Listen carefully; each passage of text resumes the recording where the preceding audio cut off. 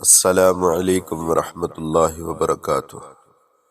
تو دوستو، تاریخ عالم کو مطالعہ کیا جائے تو یہ بات تشت ازبام ہوتی ہے کہ صنف نازک کے حقوق کے لیے ہر دور اور ہر زمانہ میں افراط و تفریط کا معاملہ برتا گیا۔ تاہم اسلام نے جس توازن اور اعتدال کے ساتھ عورت کے حقوق کو واضح کیا، اس کو جان کر ہر انسان آج شش کر اٹھتا ہے۔ بلاد عرب میں اسلام سے پہلے عورت کے حقوق کو اس قدر پامال کیا جا چکا تھا کہ لوگ اپنے گھر میں بیٹی کا پیدا ہونا برداشت نہیں کر سکتے تھے۔ معصوم بچیوں کو زندہ درگور کر دیا جاتا تھا۔ عورت کے حقوق اس حد تک چھین لیے گئے تھے کہ اگر کوئی آدمی فوت ہو جاتا تو جس طرح اس کی جائیداد اس کے بڑے بیٹے کی وراثت میں آتی تھی، اس کی بیویاں بھی اس کے بڑے بیٹے کی بیویوں کے طور پر منتقل ہو جاتی تھی۔ بیوی کو پاؤں کی جوتی سمجھا جاتا تھا، بلکہ عورت کی جائز باتوں کو ماننا بھی مردانگی کے خلاف سمجھا جاتا تھا۔ اللہ کے پیارے محبوب صلی اللہ تعالیٰ علیہ وسلم نے دنیا میں تشریف لا کر واضح کیا کہ اے لوگو، عورت اگر بیٹی ہے تو یہ تمہاری عزت ہے، اگر بہن ہے تو تمہاری ناموس ہے، اگر یہ بیوی ہے تو تمہاری زندگی کی ساتھی ہے، اور اگر یہ ماں ہے تو تمہارے لیے اس کے قدموں میں جنت ہے۔ اور یہ بھی فرمایا کہ جس آدمی کی دو بیٹیاں ہوں وہ ان کی اچھی تربیت کرے، ان کو تعلیم دلوائے، حتیٰ کہ ان کا فرض ادا کر دے، تو یہ جنت میں یوں میرے ساتھ ہوگا جیسے ہاتھ کی دو انگلیاں ایک دوسرے کے ساتھ ہوتی ہیں۔ گویا بیٹی کے پیدا ہونے پر جنت کا دروازہ کھلنے کی بشارت دے گی، ساتھ یہ بھی خوشخبری دے گی کہ من عمل صالحا، جو کوئی بھی نیک عمل کرے، من ذکر او انثی، مرد ہو یا عورت ہو، وہو مؤمن، اور وہ ایمان والا ہو، فلنحینہ حیاتا طیبہ، ہم اس کو ضرور بالضرور پاکیزہ زندگی عطا کریں گے۔ یعنی جس طرح مرد نیکی اور عبادت کر کے اللہ رب العزت کے ولی بن سکتے ہیں، عورت بھی اسی طرح نیکی اور عبادت کے ذریعے ولایت کے انوارات حاصل کر سکتی ہے۔ تو اسی طرح دوستو، اللہ تعالیٰ نے ان کے لیے بھی ولایت کے دروازے کو کھلا رکھا ہے۔ چنانچہ دین اسلام میں عورت کو ایسا وقار عطا کیا گیا کہ باقی دنیا آج تک عورت کو نہیں دیکھ سکی۔ آج کل اسلام میں دشمن قوتوں نے دوستو عجیب پروپیگنڈا شروع کر دیا، جس سے وہ مسلمان عورتوں کو یہ باور کرانے کی کوشش کرتے ہیں کہ اسلام نے عورتوں پر بہت زیادہ پابندیاں لگا دی ہیں۔ ہمارے معاشرے کی کئی پڑھی لکھی مسورات خواتین اور بچیاں غلط فہمی کا شکار ہو جاتی ہیں، اور وہ یہ سمجھتی ہیں کہ شاید ہمیں ہمارے جائز حقوق نہیں دیے گئے، حالانکہ بات یہ ہرگز نہیں، ایسی نہیں ہے۔ دیکھیے، سب سے پہلی بات تو یہ کی جاتی ہے کہ اسلام نے عورت کو پردے میں رہنے کا حکم دیا، جبکہ غیر مسلم معاشرہ میں عورت بے پردہ پھرتی ہے۔ تو یہ بات سمجھنی بہت آسان ہے کہ عورت پردے میں رہے تو اس کا فائدہ عورت کو بھی ہے، مرد کو بھی۔ آئیے یورپ کی بے پردگی کے نقصانات کچھ دوستو ہم آپ کے سامنے رکھتے ہیں۔ سویڈن ایک برطانیہ کے بالکل قریبی یورپی دنیا کا دوستو ایک امیر ترین ملک ہے۔ ہمارے ملکوں میں خسارے کا بجٹ ہوتا ہے، تو اس ملک میں نفع کا بجٹ ہوتا ہے۔ ہم سوچتے ہیں کہ پیسہ آئے گا کہاں سے، اور وہ سوچتے ہیں کہ پیسہ لگائیں گے کہاں۔ اتنے امیر ہیں، اگر اس پورے ملک کے مرد، عورت، بچے اور بوڑھے کام کرنا چھوڑ دیں، فقط کھائیں پییں اور عیاشی کرتے رہیں، تو وہ قوم 6 سال تک اپنے پڑے ہوئے خزانے کو کھا سکتی ہے۔ اگر کوئی آدمی نوکری نہیں ڈھونڈ پاتا تو وہ صرف حکومت کو اطلاع دے تو اس کے گھر بیٹھے ہوئے 20,000 روپیہ ماہانہ مل جایا کرے گا۔ اگر اس کا مکان نہیں تو حکومت اس کو مکان لے کر دیتی ہے۔ بیمار ہو تو پیدا ہونے سے لے کر اس کے مرنے تک اس کی بیماری پر لاکھ روپیہ لگے یا کروڑ روپیہ لگے، حکومت کی ذمہ داری ہے کہ وہ اس کا علاج کروائے۔ دوستوں، ان کی روٹی، کپڑے اور مکان کا مسئلہ تو حل ہو گیا، باقی رہ گئی ان کی خواہشات۔ وہ اس ملک میں اس حد تک پوری ہوتی ہیں کہ اس کو جنسی خواہشات کے اعتبار سے آزاد ملک کہا جاتا ہے۔ جانوروں کی طرح مرد عورت ایک دوسرے کے ساتھ جہاں چاہیں جب چاہیں ملیں، ان پر کوئی پابندی نہیں۔ اب سوچنے کی بات یہ ہے کہ جن کی روٹی، کپڑے، مکان کی فکر نہیں، جن کی خواہشات مرضی کے مطابق پوری ہوتی ہوں، ان کو تو اور کوئی غم ہی نہیں ہونا چاہیے۔ مگر دو باتیں بہت عجیب ہیں دوستو۔ سب سے پہلی بات یہ ہے کہ اس معاشرہ میں طلاق کی شرح 70% سے زیادہ ہے۔ گویا 100 میں سے 70% سے زیادہ گھروں میں طلاق ہو جاتی ہے۔ اور دوسری بات یہ ہے کہ اس معاشرے میں خودکشی کرنے والوں کا تناسب پوری دنیا میں سب سے زیادہ ہے۔ جتنے لوگ وہاں خودکشی کرتے ہیں پوری دنیا میں کسی ملک میں نہیں کرتے۔ اس بے حیائی اور بے پردگی کی وجہ سے دلوں کو سکون نہیں ملتا۔ مرد بھی بہتر سے بہترین کی تلاش میں اور عورت بھی خوب سے خوب تر کی تلاش میں ہے، چنانچہ سکون کی زندگی کسی کو بھی نصیب نہیں ہوتی۔ جس ماحول میں 70% سے زیادہ عورتوں کو طلاق ہو جائے وہاں کس کو خوشی ہوگی؟ چنانچہ آج وہ ڈپریشن یعنی ذہنی پریشانی کی زندگی گزارتے ہیں۔ دوستو، اسلام نے ہمیں پردے کی پابندی کا حکم دیا ہے تو اس کا فائدہ بھی ہمیں ہی ہے۔ وہ ہمارے معاشرے میں کھانے کی چیزیں کی کمی، لباس اور مکان کی کمی ہے، مگر دوستو اس کے باوجود ہمارے معاشرے میں 0.7% بھی طلاق کی شرح نہیں ہے۔ ہم یہ سکھی زندگی کیوں گزار رہے ہیں، یہ خوشیوں بھری زندگی کیوں گزار رہے ہیں؟ اس لیے کہ اس گئے گزرے ماحول میں کچھ نہ کچھ اسلامی احکام کی پابندی باقی ہے، جس کا فائدہ خود ہمیں مل رہا ہے۔ ہماری مسلمان عورتیں یہ نہ سمجھیں کہ غیر مسلم معاشرہ میں پردہ نہیں جس کی وجہ سے ان کو آزادی مل گئی۔ نہیں، ہرگز ایسی بات نہیں ہے۔ میں نے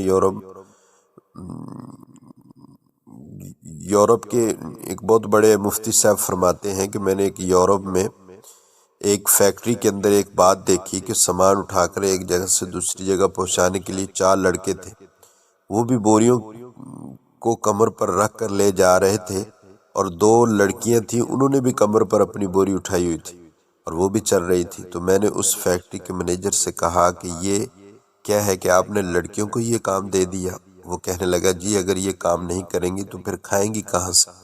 عورت کو آزادی ملی کہ اب وہ بوریاں کمر پر اٹھا کر کلیوں کی طرف فیکٹری میں کام کر رہی ہے، کیا اس کا نام آزادی ہے؟ دیکھیے پاکستان میں NLC کے بڑے بڑے ٹریلر کراچی سے پشاور تک چلتے ہیں، اس کے سائز کے بڑے بڑے ٹریلر یورپ میں بھی لڑکیاں بھی چلاتی ہیں۔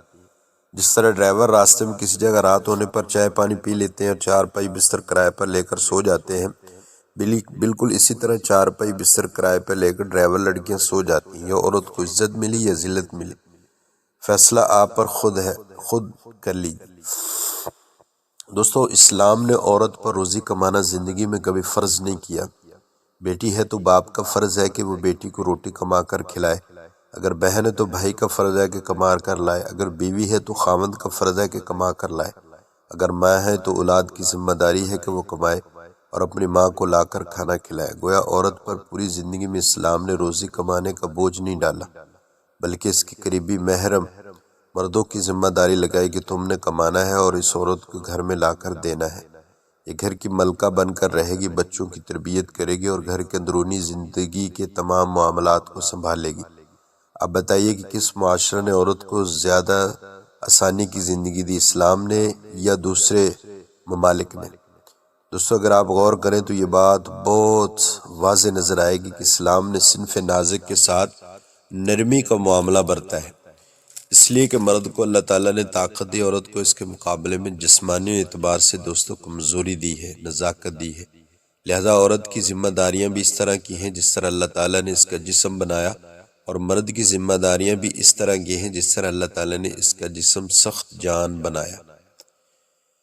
پچھلے دنوں ایک پروپیگنڈا دوستو ہمارے ملک میں بھی ہوتا رہا کہ اسلام میں عورت کو آدھا شہری تصور کیا جاتا ہے، یعنی عورت کی دیت آدھی ہوتی ہے اور عورت کی گواہی آدھی ہوتی ہے۔ یہ ایسا سوال ہے کہ کالجوں، یونیورسٹیوں اور اسکولوں میں لڑکیاں ایک دوسرے سے پوچھتی ہیں۔ اگر آپ غور کریں تو یہ معاملہ بہت آسانی سے سمجھ آنے والا ہے۔ تو دوستو ان پر تھوڑی بہت ہی بات کر دیتا ہوں کہ اگر کوئی قاتل مقتول کو ارادے سے قتل کرے تو اسے قتل عمد کہتے ہیں، اور اگر بغیر ارادے کے قتل ہو جائے تو اسے قتل خطا کہتے ہیں۔ قتل عمد ہو تو اس کا قصاص ادا کرنا پڑتا ہے، اور اگر قتل خطا ہو تو پھر اس کی دیت دینی پڑتی ہے۔ مطلب یہ ہے کہ اگر خاوند مارا گیا تو اس کی بیوی کو اس کی دیت ملے گی، اور اگر بیوی مارے گی تو خاوند کو اس کی دیت ملے گی۔ شریعت کا حکم یہ ہے کہ اگر خاوند مرے گا تو بیوی کو پوری دیت ادا کی جائے گی، اور اگر بیوی مرے گی تو خاوند کو اس کا آدھا ادا کیا جائے گا۔ اس صورت میں رونا تو مردوں کو چاہیے تھا کہ دیکھو جی ہمارے ساتھ نا انصافی ہے، ہم مریں گے تو عورت کو پورا حصہ ملے گا، عورت مری تو ہمیں آدھا حصہ ملے گا۔ مردوں نے تو کیا رونا، الٹا دوستو غلط فہمی عورتوں میں ڈال دی گئی کہ جی عورت کی دیت آدھی ہوتی ہے۔ وہ اللہ کی بندی، عورت کی دیت آدھی ہوتی ہے تو پیسہ مل کس کو رہا ہے؟ وہ تو خاوند کو مل رہا ہے۔ جہاں مرد کے لینے کا معاملہ تھا اللہ تعالیٰ نے اس کو نصف دلوایا، اور جہاں عورت کے لینے کا معاملہ تھا اسے مرد سے 2 گنا دلوایا۔ وہ عورت کے ساتھ فیور یعنی ہمدردی دوستوں کی گئی۔ اس طرح گواہی کے معاملے میں کہتے ہیں کہ عورت کی گواہی آدھی ہے۔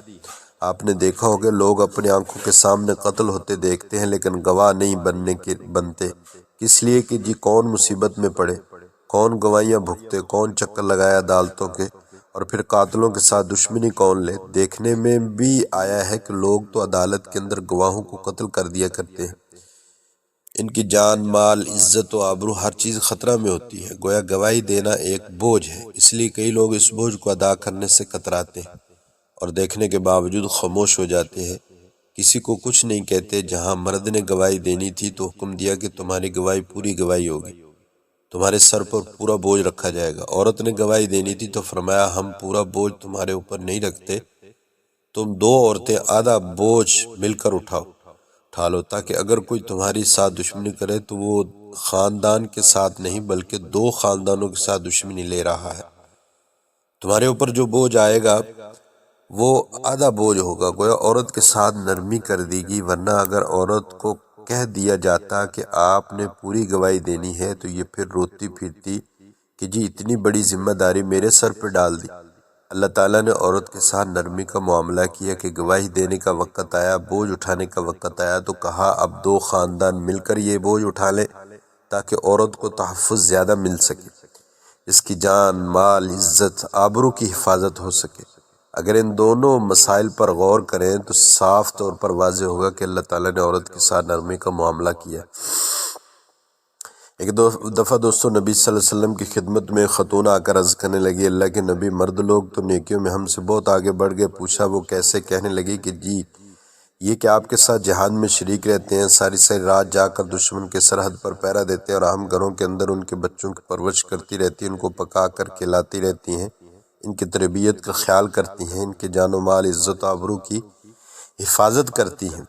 ہم جہاد میں دشمن کے سامنے اس طرح راتوں کو پہرا نہیں دیتی، اس طرح ہم قتال نہیں کرتی جس طرح مرد کرتے ہیں۔ یہ تو نیکیوں میں ہم سے آگے بڑھ گئے، یہ تو مسجدوں میں جا کر جماعت کے ساتھ نمازیں پڑھیں گے، جبکہ ہم گھروں میں نماز پڑھ لیتی ہیں، ہم تو جماعت کے ثواب سے بھی محروم ہوگی۔ جب انہوں نے یہ سوال پوچھا تو اللہ کے پیارے نبی صلی اللہ علیہ وسلم نے فرمایا کہ سوال پوچھنے والی نے بہت اچھا سوال پوچھا۔ اللہ کے نبی نے فرمایا کہ جو عورت اپنے گھر میں اپنے بچے کی وجہ سے رات کو جاگتی ہے تو اللہ تعالیٰ اسے اس مجاہد کے برابر اجر عطا فرماتے ہیں جو ساری رات جاگ کر دشمن کی سرحد پر پہرا دیا کرتا ہے۔ گھر کے نرم بستر پر عورت کو بیٹھے ہوئے اللہ تعالیٰ نے جہاد کا ثواب عطا فرما دی، اور فرمایا کہ جو عورت اپنے گھر میں نماز پڑھ لیتی ہے اللہ تعالیٰ اس مرد کے برابر اجر عطا فرماتے ہیں جو مسجد میں جا کر جماعت کے ساتھ تکبیر اولیٰ کے ساتھ نماز پڑھتا ہے۔ دوستو شریعت کا حکم ہے کہ اگر بیٹی گھر میں پیدا ہوئی ہو تو اللہ تعالیٰ نے رحمت کا دروازہ کھول دیا۔ اگر 2 بیٹیاں ہوگی تو باپ کے لیے رحمت بن گیا کہ ان کا باپ جنت میں اللہ کے پیارے نبی صلی اللہ علیہ وسلم کے اتنے قریب ہوگا جیسے ہاتھ کی 2 انگلیاں ایک دوسرے کے قریب ہوتی ہیں۔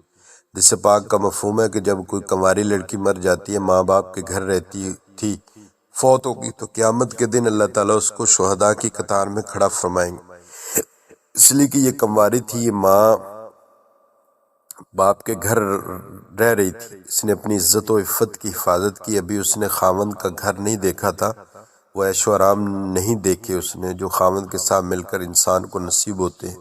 چونکہ یہ محروم رہی اس وجہ سے اللہ تعالیٰ نے اس پر مہربانی کر دی کہ اس کو شہید آخرت کا درجہ دے دیا۔ دنیا میں تو شہید نہیں کہیں گے مگر قیامت کے دن اللہ تعالیٰ شہیدوں کی قطار میں اس کو کھڑا کر دیں گے۔ اس سے آگے ایک قدم بڑھائیے کہ اگر اس بچی کی شادی ہوگی اور یہ اپنے خاوند کی فرما برداری کرتی ہے اور ساتھ ہی اللہ تعالیٰ کی عبادت بھی کرتی ہے تو فقہا نے مسئلہ لکھا ہے کہ کنواری عورت 1 نماز پڑھے گی تو 1 نماز کا ثواب ملے گا، اور شادی شدہ ہونے کے بعد نماز پڑھے گی تو 21 نمازوں کا ثواب عطا کیا جائے گا۔ اس لیے کہ اب اس پر 2 خدمتیں ضروری ہو گئی ہیں، ایک خاوند کی خدمت اور ایک اللہ کی عبادت، جس کی وجہ سے 2 بوجھ پڑ گئے۔ جب یہ خاوند کی خدمت کرتے ہوئے اللہ تعالیٰ کی بات کرے گی تو اللہ تعالیٰ